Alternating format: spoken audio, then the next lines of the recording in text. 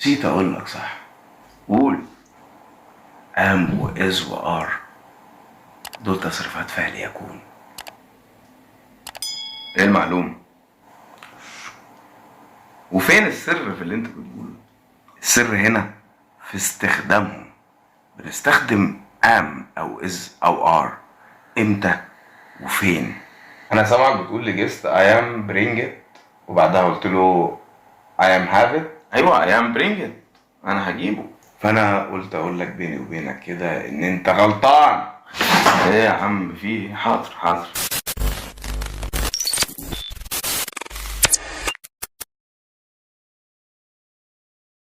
verb to be اللي هو تصريفه am و is و are في المضارع ما يجيش وراه فعل، يجي وراه اسم صفة. ولو حبكت معاك يا سيدي تحط فعل بعد verb to be يبقى بتضيف له ing.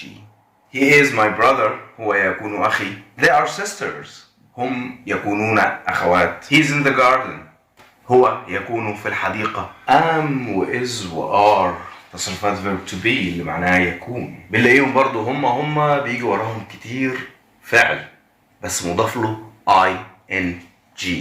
بس في المرة دي المعنى بيختلف شوية. walk يمشي، walking المشي نفسه. I am walking أنا أقوم بالمشي مش أنا أكون أمشي.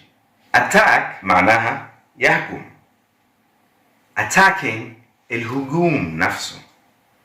we are attacking نحن نقوم بالهجوم.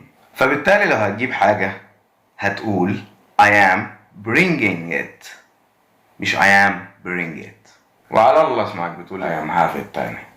وانت كمان لو كنت بتقول كده يا رب اكون عرفت اوصل لك المعلومه. ولو ما كنتش بتعمل كده منشن لصاحبك اللي بيعمل كده. ولو ما عندكش اصحاب بتقول الكلام ده وكلكم بروفيشنال ان انجلش يعني فيا ريت نبراكتس مع بعض كده ان شاء الله. ولو عجبك الفيديو مش محتاج اقول لك تعمل ايه طبعا. شير في الخير، انشر المعلومه، كبر قناتي بس يعني حاجه بسيطه دوسه ممكن تكبر قناتي على فكره. السلام عليكم ورحمه الله وبركاته.